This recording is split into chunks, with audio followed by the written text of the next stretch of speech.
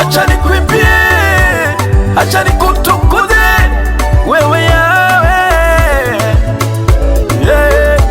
Yale ya kale yamekwisha yote, nasema mwaka huu ni mwaka wa kubarikiwa. Waliotamka mabaya, waliotamka laana, mwaka huu Yesu amefuta.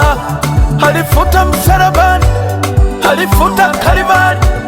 Niko huru, niko huru mimi. Amefuta laana, amefuta mikosi kwenye maisha yangu. Ndinoge, ndinoge, ndinoge, ne mwana gwabanyakyusa. Ndinoge, amebadilisha huyu Yesu. Saizi nikitembea watu wanashangaa.